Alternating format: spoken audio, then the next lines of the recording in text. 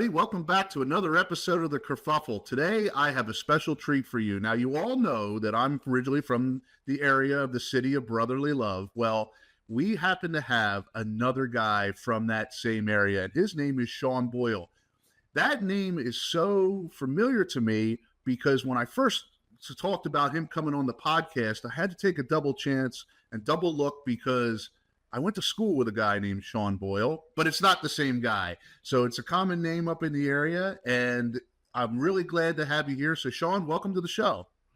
Oh, Sean, thank you, my friend. I appreciate it. Yeah, a lot of Sean Boyles in the Philadelphia area. Very, very common name. That's a good Irish name. Good Irish stock.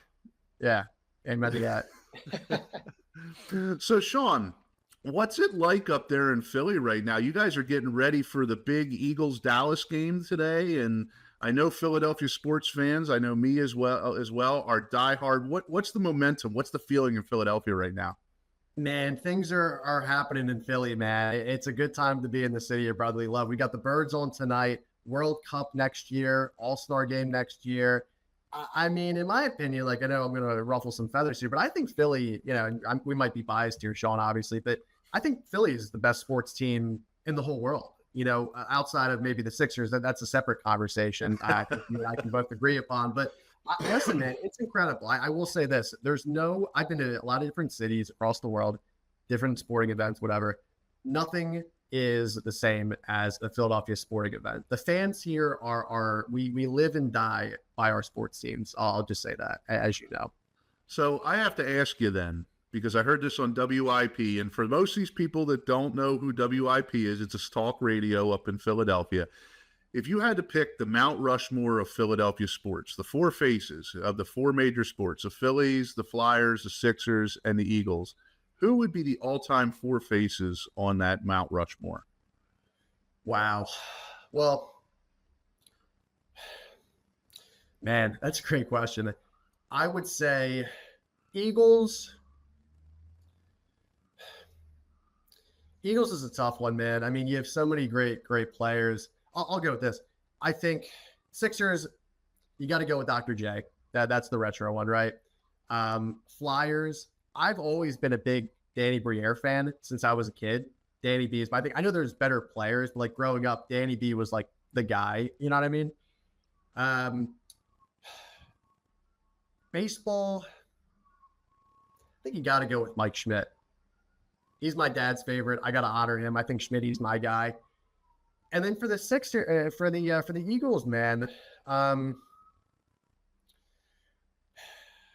got to see. And I know I'm crippling myself with Philly knowledge right now. Who's that defensive tackle? Everyone knows and loves back in the 80s or 70s. I can't believe I can't remember. Reggie White? Yeah, Reggie White. I'm going to go with Mr. White. I think he's great. You can put in a Donovan McNabb, okay player. You can, put a person as like Jalen Hurts. I think he's a little too early. I think Reggie White for all sporting, that's maybe Randall Cunningham is in the running, but that's my top four, whether you like it or not. I would say for me, with the Sixers would be Wilt Chamberlain. Yeah. The Flyers would be Bernie Perrant. The Phillies, I'd have to go with Schmidt. I'd have to agree with you with Schmidt. I don't even think there's somebody that's a close second. Maybe somebody that played back in the 40s or something like that. Yeah. And the Eagles is tough. I mean, I would say Reggie White, but I'd also go, I'm going to go really retro here. Concrete Charlie, Chuck Bednarik, number 60. Yeah. Mr. Philadelphia. And the only reason I say that is because Reggie went on to Green Bay, and that's where he won his Super Bowl, and he finished his career on another team. He didn't finish it in Philadelphia, but that's a story for another time. But speaking about momentum in the city, you are the founder of a company called Momentum 360, which is really interesting. Let's hear a little bit about Momentum 360. What do you guys do?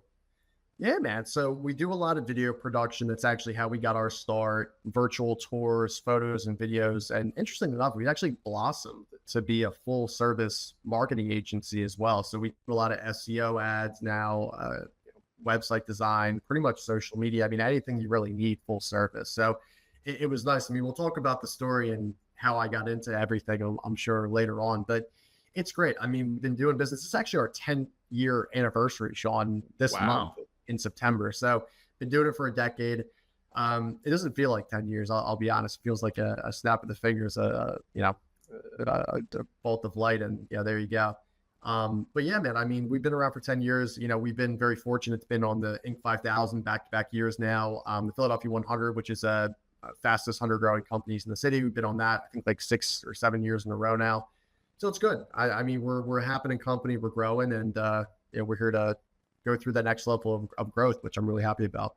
So where did you get your passion for this? I mean, to grow that quick and to, 10 years is not quick, but I mean, to get these type of accolades in 10 years, there's marketing companies and stuff like that have been around for decades that don't get these type of accolades. I mean, where does your passion come from?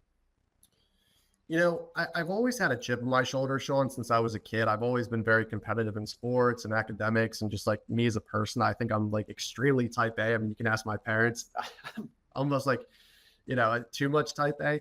But I really think it stems from what ultimately happened at the end of high school into college, which we can kind of get into this story, I guess, now, where I was faced with a decision of what to actually do with my life. I'll tell you the story real quick. So my father at the time owned a big Irish bar in South Philly called the Boiler Room. Very Irish, name, obviously. So, it was about May. I went to Roman Catholic High School, and I was actually getting ready to graduate. And my dad, notorious for throwing big parties. I was like, oh man, I can't wait. We're going to have this huge graduation party, whatever. And I remember, because my parents were divorced at the time.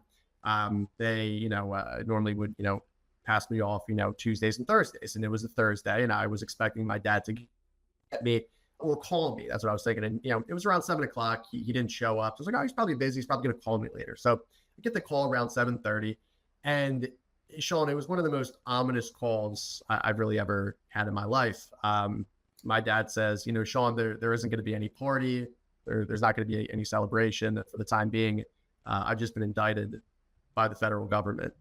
Oh, wow. Click, hang up. So, it was this thing where, essentially, we can go through the backstory of it, but really I had to scramble and start to provide, for myself and for my dad and mom. And, it was this whole trajectory that lasted up until I graduated college, where I just needed to have that provider mindset at a very young age. So that's, I think, what really put the precedent in, kind of my head. And as a young man getting that call and your father saying, there's an indictment going on, like what's the first thing going through your mind? I couldn't imagine. Like my dad, don't get me wrong, Dad, I love you if you're listening to the podcast. We all make mistakes in life, but I was like, wow, I couldn't imagine getting that phone call if that was my father. Yeah, it was traumatic. I mean, it was such as I'm talking about it, I still visually experience me getting kind of worked up, and I can sense where I was. I was in my mom's, house in the living room. I was looking down at the floor, and I was my thought process immediately was, he's going to go to prison. He's going to go to prison for a long time. I'm not going to be able to ever see him again, really, in the real world. Ultimately, he did about 4.5 years, whatever it was. But it was crushing, man. I mean, listen, party aside, which we still had the party, by the way, which was great before you went away, which was very nice. I thought, I'm not really going to have a father.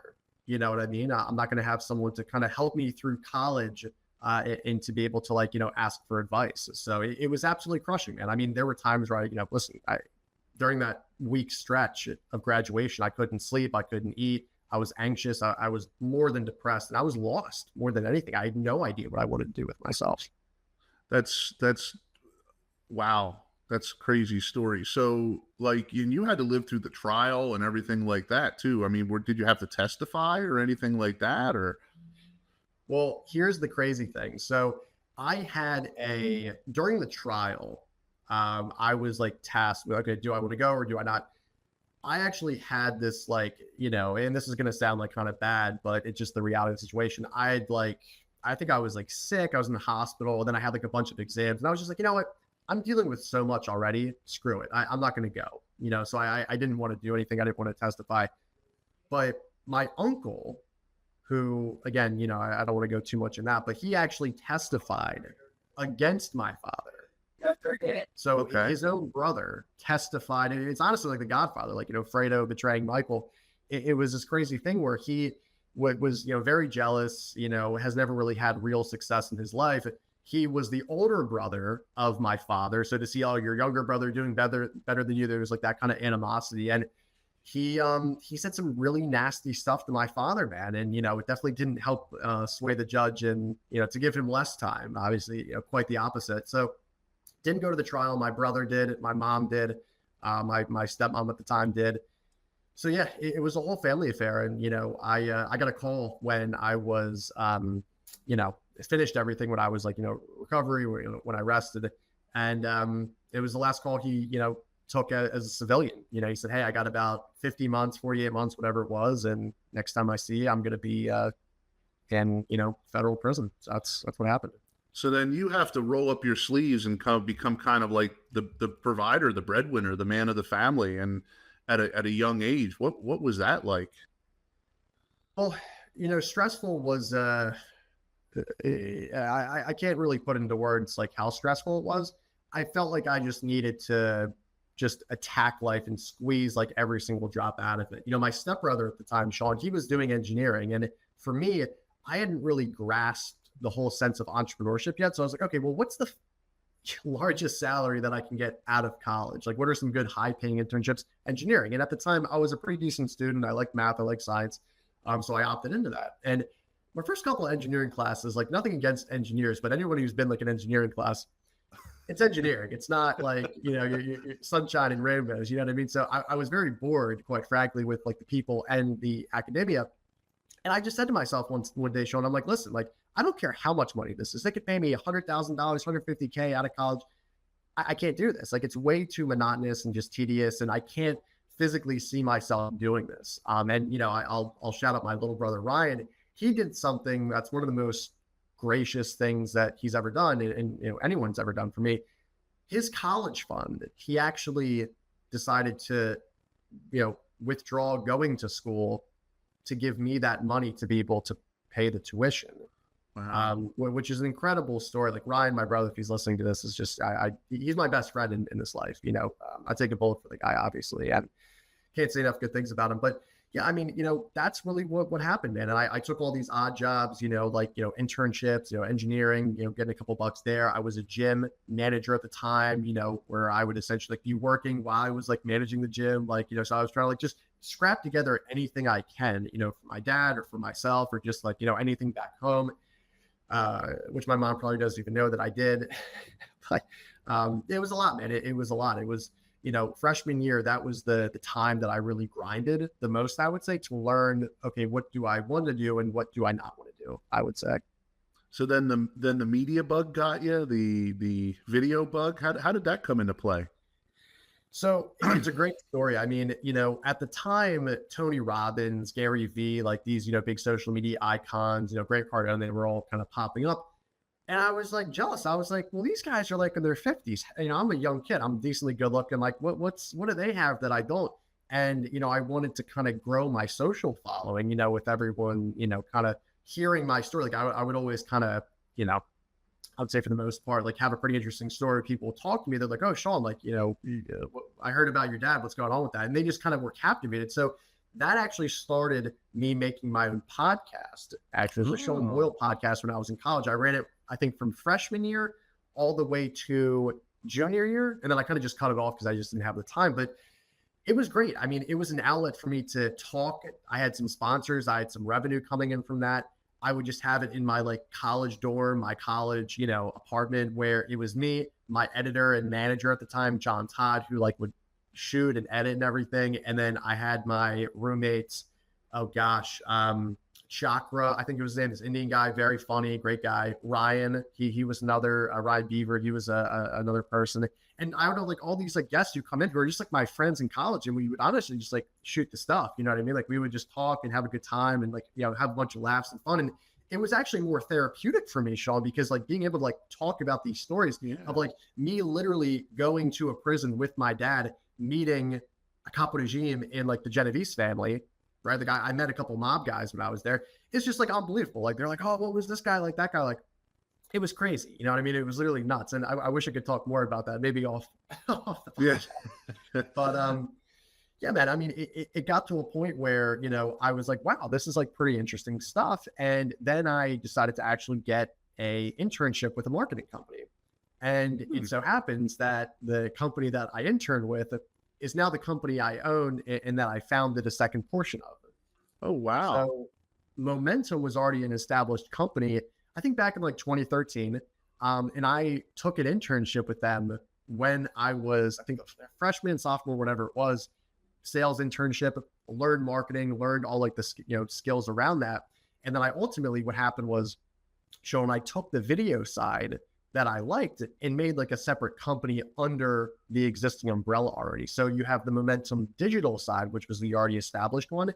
And then I made the Momentum 360 side and kind of ran with that and took that ball and ran with it, once I got there. So that's pretty much the story behind it. A lot of people don't know that, how I started in video was kind of interesting, and not to sidetrack, but it has a lot to do with Philadelphia, where you're at. Is I was big into history stuff, and when my grandfather died, he gave me a bunch of his historical collectibles that weren't really collectibles when he was a young man, because it was kind of current history, things of that nature. So they shot a movie about the Underground Railway in Bucks County back in 2011, 2012. And I worked with former Eagle player Jeremiah Trotter on that film. And that's how him and I became friends. But anyway, I met a guy named Jeff, and he had a company called Iron Horse Cinema, and they asked me to become one of the owners of Iron Horse Cinema. So we did some movies, fan films, and some of them were really great. And one exploded and went viral, and it got like 3 million views in like 2 days. And this was back in like 2015. This isn't today. Yeah. And I was like, oh, this is kind of fun hobby. But then all of a sudden, one time I'm down in Philly eating at the Reading Terminal Market. Denix, shout out to Denix, pulled pork sandwich. And this guy walks up and he says, "Are you Sean Kling from Iron Horse Cinema?" And I said, "Yeah." I said, "How do you know that?" He goes, "I'm like a huge fan. We want Iron Horse to come to Salt Lake City Comic-Con." So then they used to fly us around to speak at Comic-Cons and stuff like that. I flew out to Salt Lake City. We went to San Diego. We went all over the place. And I'm no longer a member of Iron Horse Cinema, but that's how I got to start. So it's interesting to hear how, like your story, how you kind of went there for an internship and next thing you're owning it. And it was kind of the same for me. I was doing some wardrobe on a set. Next thing you know, you're owning a part of a media company. And I left in 2017 before I moved to Florida, but it's an interesting story that you have. It's a very similar path. That's very ironic. I love that. That's awesome. So you started, looks like you guys do a lot of stuff with real estate. Is that how you started in it, or did it morph into real estate from something else? Or so here's the thing that is kind of like a perfect story. Like I let me get my rosary out here. So I was in Italy like 3-4 weeks ago. I'm a pretty religious person. This is like from the Vatican actually. I'm Christian. I believe in religion, but I also believe in energy. I also believe in like there's certain perfect moments that just kind of come together, right? And this was one of those perfect moments. So I graduated in 2020 at Penn State, right? Got my bachelor's, everything was all good. My dad was slated to get out a year later. I was like, all right, things are on the up and up. Momentum was pumping. We were making money. Awesome, right? But COVID happened and people couldn't work. And I didn't like talk about graduation, which is funny, like back-to-back graduations, there was like an issue. There wasn't like a in-person graduation. It was all through Zoom. Like we were popping bottles of champagne, getting all turned up on Zoom. And that's what happened, during the graduation class. But more importantly, we got during COVID so many inquiries for virtual tours based on the fact that just people needed it. Like there are so many people, man, who they would call us in Philadelphia. They would call us in Jersey, all these other, areas, restaurants, bars. Hey, we need to get like a virtual tour so people can come to our space, check out it online. We still can serve food. Like we still can do it. But like, that's a way that we wanted to kind of boost, sales. And then on top of that, for real estate, people couldn't go to the actual showings. I mean, sometimes they could, whatever you want to do, but we would do virtual tours of those units, put it online so people can actually buy online without checking it out. So that's ultimately what happened. And then the big growth moment, Sean, was I said, okay, we have a Google business profile in Philly. Why don't I make a Google business profile in like Ohio, in Columbus, I can have a photographer essentially partner with us. We can use their office address under an NDA of Momentum 360, and we essentially work in Columbus, Ohio now, right?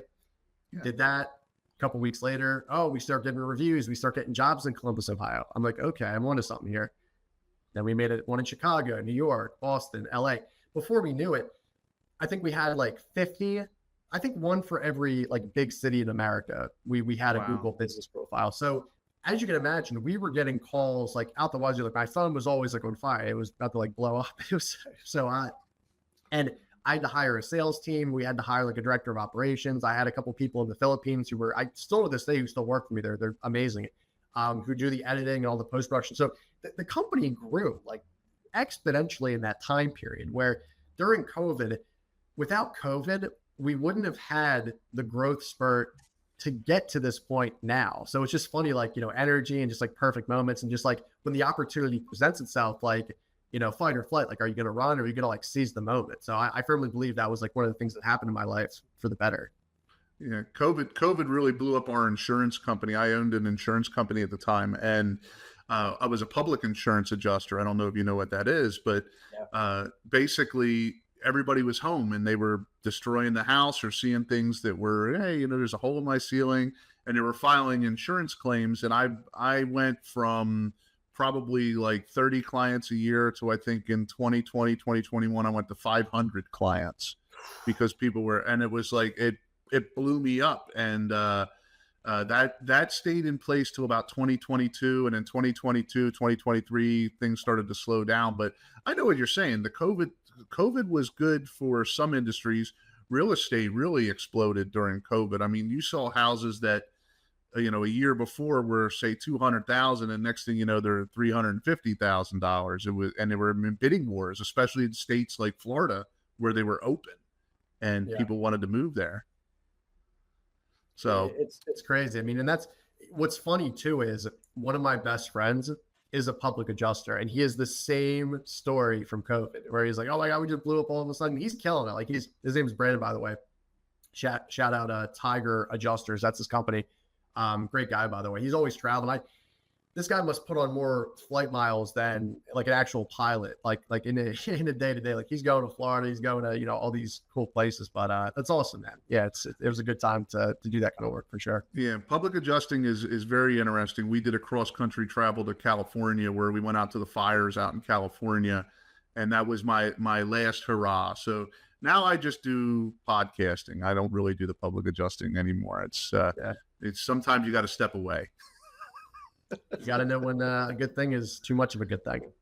So you also, now what type of equipment and stuff do you guys use? I mean, when you're in media, I mean, if you're a media guy, gear is your number one thing. I mean, so what type of equipment do you guys use? What's some of the fancier type of stuff? I mean, I know a lot of our fans are big into tech equipment and big into media production. So I'd love to hear what you guys use.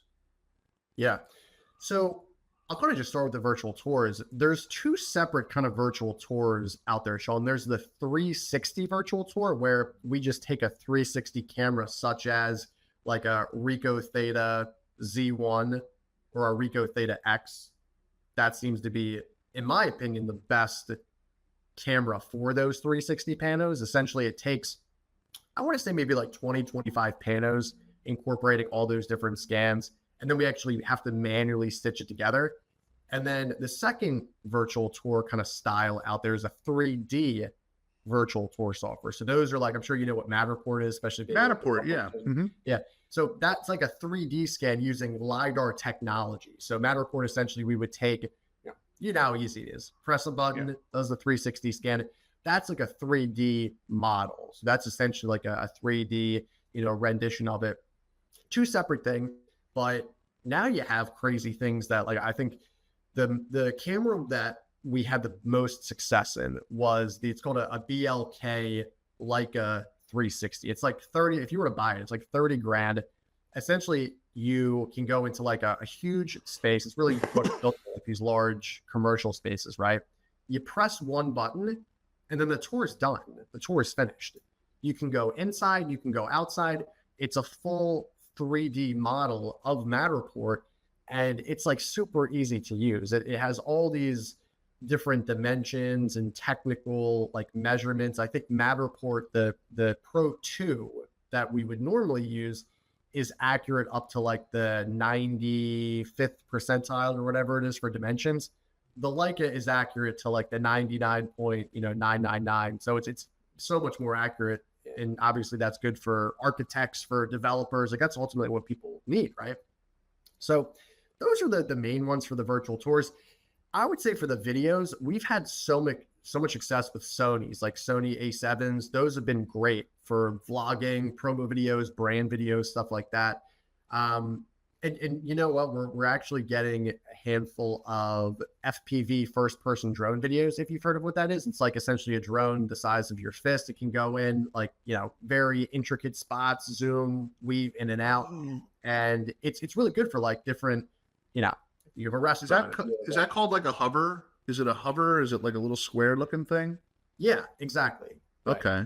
Okay. And it's unbelievable because you can take these like cool first-person views and make a really cool video out of it, where we're doing a couple things right now with we've done one with my alma mater, Roman Catholic, where like we have the basketball team doing like an alley-oop, like going right between the players' legs, transitioning to like the mock trial team, like slamming the gavel and the hammer, and them like doing certain objections, transitioning to like people in like the cafeteria eating and like doing like a mock like like food fight almost. Yeah, that's what we did. So like all this cool stuff. And DJI, Mavic, Air Pro, 3, there's so many different ones. Those are great. Those are really what we use. So that's for the most part our camera stack. And then editing, it's Adobe Premiere Pro, like hands down. Obviously people know what that is. That's still, in my opinion, the best one that we use. The interesting thing is, okay, well, with this AI stuff happening, what's going to be the future of it? Because in my opinion, I think AI is going to get, again, it's not at that point, but it's going to get to the point where like it can already create images kind of out of thin air. It's going to get to the point where videos are going to be very similar, where it's like, do we need a videographer? Do we need this? Do we need that? I still believe we do, because you're only as good as the artist. And I think you're never going to replace like human, like artistry and just like, overall brain power, but I could be wrong on that. Just like overall creativity. But yeah, it's definitely a fun conversation to have, but that's pretty much our whole tech stack that we use. That's pretty cool. Now, do you guys ever do anything with like VR or VFXs and stuff like that? Yeah, so we have certain headsets that we use where people who, whether it's the drone video that we talked about, whether it's the virtual tour, they can actually put on that headset and get immersed in that reality. So I think the main one, it's funny, we actually bought a lot of like Oculus Quests, and like we essentially would like sell them, like resell them with our like virtual tour services. We used to do that. That was like the main VR headset we would use, I would say. Yeah, it's I always liked special effects, like the VFX stuff too. But as I study a little bit more and I get into more doing things on my own and not so much with a team, I really enjoy practical effects. I just think there's something different about a practical effects, because green screen stuff doesn't age very well. You get out there about 2 or 3 years later, you're looking at it, it's not so great. But practical effects, I think, will always be around. I just, a soft spot. That in miniatures, like when people make the miniatures and stuff. Yeah. So now, as far as like your projects and stuff goes, like you were talking about, you did some for your school and stuff, but what's your proudest projects? Like, tell me about some of your best projects that you're the most proud of. And if you don't want to mention the name of the location, that's fine. But like the ones you put your most heart and soul into and you're most proud of. It's a great question. I would say just for the fact of giving back to my alma mater, Roman Catholic was probably my most proud moment, simply because it was the best work we've ever done. Like I'll send you a video of it. You can check it out. You'll be the judge of how good it is. But I think, I'm on the board of Roman, and they had such generosity, Sean. Like they literally paid me to do this. I told them so many times, I'm like, guys, I don't want to accept a dime. Don't, like, they were adamant on paying me for this. And I'm like, all right, like if you're going to do this, like I gave them like the cheapest price that I could, paid my contractor exactly what he was worth. So I actually, I don't care if I profited. I mean, I could have lost money on that deal. It was really for not just the school, but for the kids and for the upcoming kids to be represented in a way that, like, in 2025, okay, Roman's now on the map of like LaSalle, St. Joe's Prep, like all these schools that have so much more money, like, like they have so much more money than Roman does. But the fact that, I'll just say for me, I went into Roman, I entered as a young boy and I came out as a young man. I'll forever be indebted to that school and what they gave me. And all the different shots, all the different people that were included, the different teachers that, taught me, the different, moments I had in the cafeteria and in the gym and, the chapel, like, just all these different things really made it kind of very heartwarming. So I think there are a lot of projects that I've done that like were big projects, worked with like, Fortune 100 companies, made a lot of profit on that, whatever. The one that really, pulls my heartstrings was the one with Roman, for sure. Yeah, people don't realize that how big the Catholic Church, the Catholic educational system was in Philadelphia at one time. It was huge. It was, we were talking a little bit about before the show. You told me where you went to school, and then I told you about my cousin going to Catholic school and stuff. People don't realize even back, like, in the 80s, the 70s, 60s, and the 50s, I mean, even the 40s, the Catholic education. And I'm a big fan of the Catholic school educational system. I think that having a little bit of religion in people's life, I know some people might not like that, but this is Sean's opinion. And since it's my show, I'm going to say what I want to say. And I'm going to say that having religion in people's life is a definite plus because, if people need hope. They need feeling, and nothing brings people together more than religion, and especially Catholicism. I mean, it tells you to have a big family. It tells you to, the nucleus of your family is the mother and father. And, I'd love to get your feedback on that because I'm a strong proponent of the Catholic school education. I couldn't agree more. When I joined the show, you told me not to go into politics, and I'll refrain from that. But I'll just say this.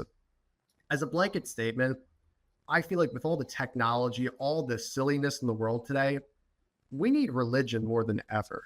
It doesn't Agreed. matter. Like, listen, you and I are Catholic, right? We believe in Jesus Christ. You have other religions out there. Who am I to judge? I'm not one of these Christians who, like, I condemn this religion or that religion. You're open. This is America. This is the world. You can do whatever you want. It's not hurting me. It's not hurting my family, whatever, right? But I will say that it's something you touched on too. The family is so important. People don't understand how important family is nowadays. People are, they're on technology. They're not as tight with their family as they used to. And I feel like one of the things that I really got out of religion, even when I was a kid, going back to, when I was like growing up, one of the things that I really loved, there were two moments that I really had and consistently in my life that I loved doing, and multiple ones. But we would always go to church on Sundays. We would do a nice breakfast after. So if I didn't feel like going, that was like kind of the caveat for me. You go to church, you get a nice breakfast after. But we always prayed at the table. We always ate at the table. And then, call me crazy, but I remember kind of when I was a kid, my dad, reading me a story and, saying prayers. And I think that emphasis of bringing the family together and, like you said, inspiring hope. But we need hope more than ever. We need something where we can put an anchor in our hope. And I don't think it's any new age technology. It's in the Lord. It's in God. And if not that, it's just building a family of good communal people that believe in doing the right thing, that believe in just, at the end of the day, prospering, growing the family, and just trying to be the best person you can. And I think just on a baseline level, we need religion more than ever. I'll just leave that. Yeah, and I agree with you. I remember my father told me once, my dad was in the Marine Corps, and he told me, Sean, he says, there's no atheists in foxholes. He says, the first time you get shot, who's the first person you yell into? God help me. God help me. Yeah. And that always stuck with me. Thank you, Dad. It's twice now I brought you up in the podcast, but Thank you, Dad, for that. To add on to your stories about the church on Sundays and the praying around the tables for us, and maybe it's a Pennsylvania thing because I don't see it a lot here where I'm living now in Florida. Sundays we always went to Mom's house for dinner. Yep. It didn't matter what we were doing. I was took my kids over. And Mom always made spaghetti and meatballs, and but I'm German Irish like half of everybody else in Pennsylvania, so I don't know where the spaghetti and meatballs came from. But shout out to my Italian brothers and sisters. Yeah. But and we call it sauce. We don't call it gravy, but yeah, that's what the South Philly guys call it. Huge debate. But yeah, Sundays was always go to Mom's house for dinner and stuff like that. And I agree with you. I think the world needs a little bit more of the kitchen table instead of the tablet. Yeah, I couldn't agree more. I mean, it's, I'm very fortunate that I was able to have that when I was a kid, and I'm going to continue doing that to the best of my ability. I don't have a wife and kids yet. Obviously one day, God, I hope. But yeah, man, it's something that I'm so grateful that I was able to have that and have that gift. And, even when I was over at the Vatican, I just feel like you're at such a place of like just pure divinity. I saw St. Peter, I saw St. Pope John Paul II, like their tombs, not just like the actual, like, oh, this is a cool little informational thing, like the actual, like where they're laid. Like you have all these historical pieces, and I got quite emotional about it because it's very enrooted in me. And it's actually, ever since I came back from Europe, I essentially like reignited my faith and tried to, just put in, like, just be very intricate of like praying before I eat and like doing all these things that like I say I like to do, but just being more consistent with it. So yeah, I feel like, anyone out there listening, again, I'm not saying, oh, you need to, go to church on Sundays every Sunday and like, do all this strict stuff. But, incorporate God into your life a little bit more, and you'll see how powerful and how peaceful your life can be. I'll just say that. So you say you went to Europe. Tell me a little bit about that. That's interesting. It was insane, man. I mean, we've been trying to do this trip for years now. It was for my birthday. We did this whole, I planned everything because I'm like the type A person in the family. I like to have control over certain things, for better or for worse. And it was great. I mean, we landed in Paris, the first time I've ever been there. The Parisians are unbelievably kind. I mean, as long as you try to attempt the whole French thing, I don't know French, from somebody else, but I did, a couple words here and there, and they listen, as long as you try. That's right. Yeah. Well, bonjour here and there, it goes a long way. And that was great. The food there was unbelievable. The people there were great. I'll tell you some other stories maybe another time, off the beaten path, so to speak. But that was great. Had a lot of fun. Went to a lot of speakeasies. That was a good time. And then we actually went down to the south of France. So we went down to Nice. Actually, that was the first time being there. And we did the whole, Monte Carlo thing, played at the golf club, went down to the casino, actually. And that was just a treat because, you see it in James Bond and you're like you're actually there. Like, it's so posh. It's so bougie. It's unbelievable. And the casino in and of itself is like a whole racket. Like it's you have to pay money to get into the casino. You have to pay like 35 euros, whatever it was. You go in and you can't video the place. Like I was going to do like a whole, I wanted to do like a couple like stories and just like, I was thinking about like making content actually when I was there. A couple maitre d's came up with their little bibs and, jackets. So they're like, yeah, monsieur, you can't record, whatever, like throw you out. And they're not playing. There was this one guy, he's from Louisville, Kentucky, right? And I was playing craps with him. And he kept like rolling. What's the one number in craps? Like it's like a bad number to roll. It's like an 8 or something. Oh, right? I don't know. I don't play craps. Whatever it is. I'm not a big gambler either, but whatever it was, let's say an 8. He kept rolling 8s and he kept getting a little like, aggravated, right? A little ticked off. So he got to the point where he was like totally belligerent, like drunk, and he threw the dice at the dealer or whatever, right? You would have thought like someone shot the Pope or something. They came in, they were like armed guards who came in from the beginning, one on one arm, one on the other, and they didn't just escort him out. They picked him up like a schoolboy and escorted him out. It was crazy. It was unbelievable. If I have enough money, I'm gonna maybe own a piece of that casino. But it was unbelievable. That was a good time. Went down to Monaco, bought some stuff. And What's Monaco like? Monaco, it's, the people are extremely friendly. There's not a whole lot of crime. Obviously, it's like very much like Dubai, and I've never been to Dubai, but you hear all the things about Dubai. It looks, very beautiful there. But you can, what's funny is I left my bag outside. I didn't even know it, but like for an hour, and not only did no one like steal it. In Philly, you do that, you don't have a bag anymore. That Right. that bag is gone. In Monaco, I actually had someone call me on WhatsApp, like, hey, is this Sean Boyle? I'm like, yeah, it is. Like, oh, well, I have your bag. And I had my laptop in there. I had my passport. I'm like, oh my gosh, I thank you so much. I ran out from the restaurant we were in and grabbed it real quick. But it's unbelievable. I mean, the cars there are amazing. The worst brand you'll see is probably like an Audi, or a Lexus. Like you don't see any like Fords or like, beat up Toyotas anywhere. Like you see like Ferraris and Bentleys and Lamborghinis, like the whole lot. And there's, hotel bars and hotel restaurants right on the water. It's like very posh. It's literally what you see out of Monte Carlo in, the James Bond movie.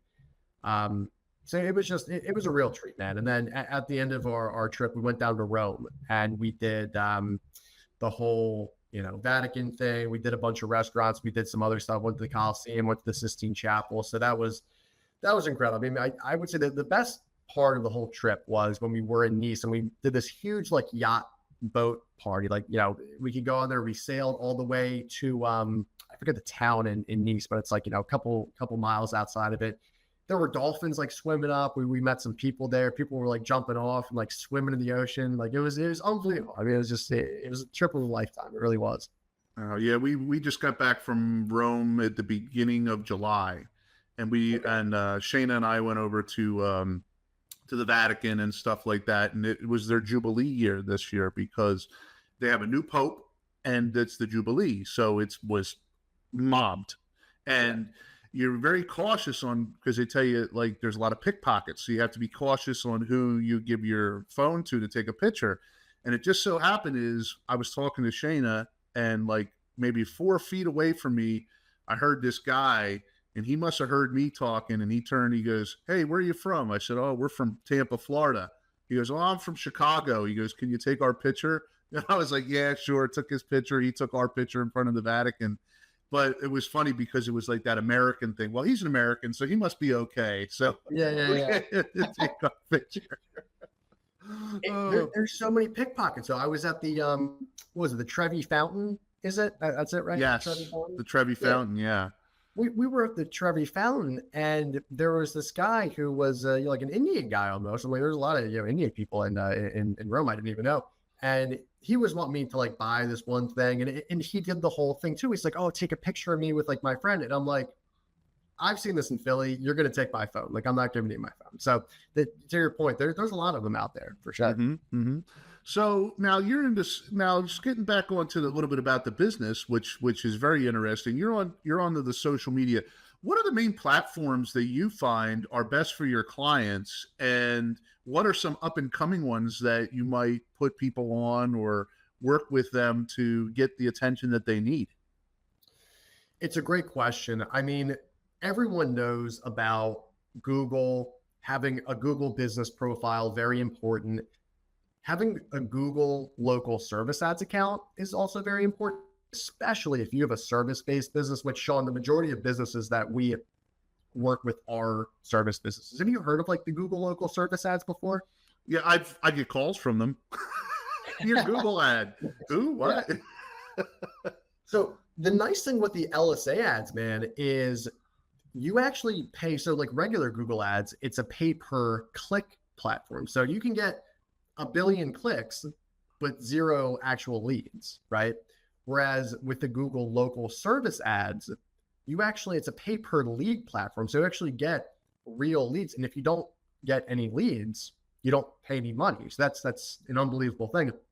I'm telling people left, right, and center. I'm actually doing a webinar later this month talking about LSA and how people can actually grow and incorporate it. It's a very, very simple thing to do. That's one of the easiest platforms to grow it. And you know what's funny? You know what the best social media platform that I'm actually seeing some of our clients like benefit really, really well from? You're never going to guess it. It's not TikTok, it's not LinkedIn, it's not Instagram or Facebook. I'll take it. Just take a guess. What do you think it is? It's not LinkedIn. It's not. I'm gonna Snapchat. Snapchat would be a good guess. Snapchat would be a good guess. It's not Snapchat. The number one social media platform that I'm seeing for service businesses right now that has been just great, not just for like overall brand awareness and like getting views, but actually like generating core leads, has been Pinterest. Funny enough. Oh, okay. Yeah, Pinterest. And I'll tell you why. A lot of service-based businesses, what do they do? You know, HVAC, plumbing, all this stuff. Like they have, you know, especially if you're like a renovation company, you have a lot of good photos, right? Like, oh, you want to see before and after. And there's a whole niche of these, you know, like designs and like different things and cool things. Like, I'm sure you've heard of like a Pinterest board, like, oh, like my 2025, like Pinterest board, something like that, right? So people are making those boards and they're taking a lot of content from Pinterest. It's funny. I have a client who is in Charlotte, North Carolina. And he does like, you know, what is it? Door designs, like installation, like all this kind of cool stuff, right? And the funny thing is he started his Pinterest account just by himself and he grew it to like 1,000 followers in like 20 days, like not even 3 weeks. And he had about like 10,000 views on it. I'm like, hey man, we got to pump this up. This is like, you know, a huge opportunity.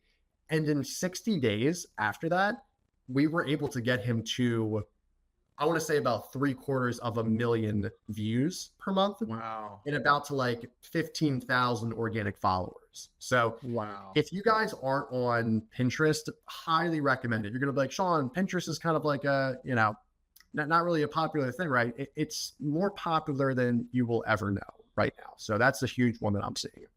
Yeah, I remember telling my team to be on Pinterest, but they didn't really want to do it much because they said, "Oh, it's more for photos and not really what we do." So yeah. I'll have to run it past them.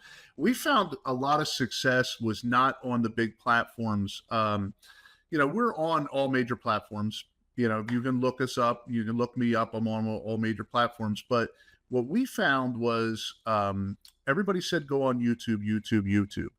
And we're on YouTube. We have our stuff on YouTube, but YouTube has become so competitive and so saturated that it's tough to compete. So we went over to a competitor called Rumble, and we're on Rumble right now. And even though we don't have as many followers on Rumble, our video views get more on Rumble than ever did on YouTube, and it far exceeds the views, far exceed the subscriber count. And the same with Odyssey is another site that's tied into like a YouTube type of thing. And the same with that, we get a lot of views on Odyssey, but we started to move away from, not 100% away from YouTube because you still have to utilize it, but we found that, you know, alternate platforms were the way to go because everywhere else was just too much noise. Right. Yeah. And you couldn't be more correct. I mean, there's so many people who it's too much. It really is too much. You want to go, you're like, people listen, you can create good content, but it's like, if you're like a service business just starting out, right? You don't have a Sony A7, you don't have thousands of dollars to make a huge video production. Start where it's less competitive. And with Pinterest, it's not as competitive as Meta, as TikTok, as all these other platforms. So it's like, in my opinion, go to where there's still people, but it's, you know, less competition, where you can still get a lot of views. And then once you start seeing success and, you know, you build momentum, no pun intended, of course, then you can afford to, hey, once you're making money with this, now let's start to push on these other platforms to get in more, you know, brand share and you know, more market share. So yeah, it's a really good point you just made. Is there any platforms that you try to tell people not to go on, or is there any platforms that you feel are not as good? Yeah, I mean, I would say it's a loaded question, because I like to break that question down as organic versus paid. So like, okay, if you're just making organic content, or if you're making like paid ads on that platform. So my answer to your question would be, if it's like an organic platform, for me, you know, I would try, like, and I'm not saying stay away from these platforms, and that's not what I'm saying. I'm saying you want to focus perhaps maybe less time on this platform and more time into the other platforms that I've just talked about. I think, LinkedIn is one of those platforms that it's just so it's a lot of spam. I mean, I don't know about you, but for me, I'm getting constant messages across the board of like, oh, let's have a coffee. Let's do this. It's like really not authentic anymore. You know what I mean? Right. So I think it's one of those platforms where it's like from an organic perspective, and I will also say on a paid perspective, like you're paying a lot of money. I think, I did a LinkedIn ads campaign. I think it was like 2 years ago, Sean, and I spent like $1,000.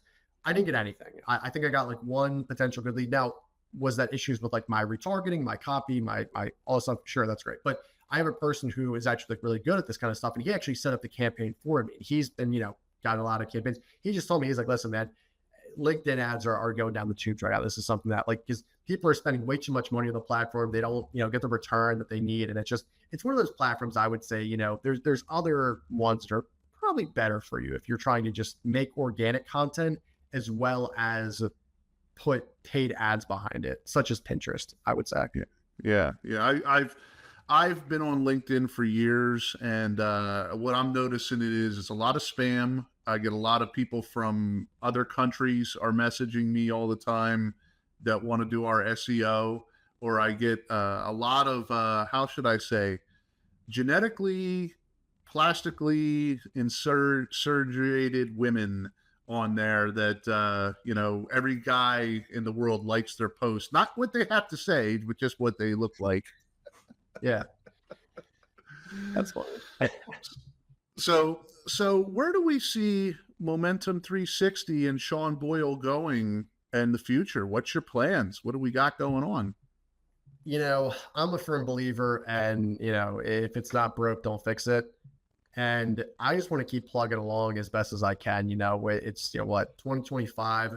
I would want to see where we are in 2030 at the end of this decade, and I would kind of say, pretty confidently, if we continue the growth path that we are on now, I would consider selling the business. Not for the monetary value of it, but if it got too much of a burden where I wouldn't continue having fun with it. Fun isn't even an understatement. Like, this isn't even work to me. This is just like shooting the breeze, and just like, to some people, like, oh, I gotta hop on a podcast, do a network. It's like, this is what I love to do. This is not work for me. What would be work is if I was in a cubicle doing engineering problems all day. To me, that is work. Nothing against that. Our engineers out there, love them to death. They keep us safe and healthy and alive. But to me, when it gets to where it's not fun anymore, that's where I'm like, you know what, let me pack up and try to do something else. So that's what I would say. So where can people find you online if they're interested in either reaching out to you directly for maybe some consulting, or if they're out to reach Motion 360, or a combination of both? Where can people see and reach out to Sean Boyle? Yeah. So you can go, honestly, just to momentumvirtualtours.com. We're actually working on updating that domain. I'm in the process of buying Momentum 360, which is like our core name. But yeah, that's where you can find us, momentumvirtualtours.com. Whether you want a free audit, you want me to kind of check out the business. Again, I'm a firm believer in building relationships. So I like to think, for the most part, I'm pretty authentic, and I'm going to tell you exactly what you need to do first before you try to hire our company. I'm going to give you free things you can do first before we ever have the conversation of, hiring. I try to just build a relationship first rather than just trying to push a transaction. I think, at 28 years old, I'm trying to take a lot of my wiser, older, superior types of, influence with me, and try to just build a relationship instead of just trying to be transactional. So that's ultimately where you can find me. Okay. And then I always ask everybody this question, and this is always a tough one. If you could look at other people that are thinking about getting into your type of business or a related business, and you could pass some of the knowledge you have from your life, based from what we talked about earlier, about from your father's situation all the way to running a successful marketing and business development company, what is something that you would say to these people out there that comes from the heart, and give them a little bit of advice? This is going to sound kind of harsh, but I would seriously question if you truly want to do this. I from what I just said, oh, this is fun, I love what I do, but man, is it a grind. I mean, I'm constantly working 12, 14-hour days, but that's because I love doing this stuff. If you're coming into entrepreneurship with the expectation that, oh, it's all sunshine and rainbows and I'm going to make all this money, like the average entrepreneur, like they actually make only $48,000 a year take home. I love people like knew this. Like 48 grand is what the average entrepreneur makes in America take home. Right? So if you're thinking you're going to make this 6-figure a year income, be a billionaire by tomorrow, like it's just not the reality. It's just not. What I would suggest is if you truly want to do this, you need to extend your expectations of how long it's going to take and how much work it's going to take to be successful. I think so many people come into entrepreneurship thinking it's going to be a small timeline horizon. Oh, a couple of years, I'm going to be, grind and grow. And for some people, that's true. 2 years is a lot of time, but I try to extend my time horizon on my success in decades, not in days. And I think that's probably the best thing that I could tell future entrepreneurs out there. So how much do the Eagles win by tonight? I think we're going to put up a 50 burger on them. I think it's done. I mean, we're going to win by at least, confidently right now, we're going to win by at least 3 touchdowns. I would say we're going to blow them out. So we want to definitely see some video and some pictures if you're heading down to the stadium area tonight. I know you said you're not going to the game, but you said down. I was down there for when the Eagles went to the Super Bowl the first time and we played Minnesota and that guy punched the horse. There was a guy that punched the police horse. I was there in that area. I didn't hit the police horse, but I was there in that area. And Eagles fans were definitely wound up. I don't think I ever seen that parking lot so trashed since the days of Veterans Stadium. I believe it. So, Sean Boyle, it's been great having you on the show today. You are an amazing guest. If you guys are listening to this podcast, reach out to Sean, reach out to his company, Momentum 360, see what they can do for you and see if maybe you can create a partnership because, looking at his website, talking to Sean, he definitely has his act together. He definitely has everything in your best interest and is not just about making a little bit of money. So Sean, thank you for being on the show today. Thank you, Sean. It was an absolute pleasure, man. I love the conversation. And if you like what you saw, make sure to like, share, and subscribe and click that notification bell below. We're also on Spotify and Apple iTunes as well as Amazon. And you can find us on Rumble and Odyssey and everywhere else on social media, Facebook and Instagram. And I can just go down the list. But you guys know where we're at. And if you like what you saw, make sure to like, share, and subscribe. And until next time, have fun storming the castle.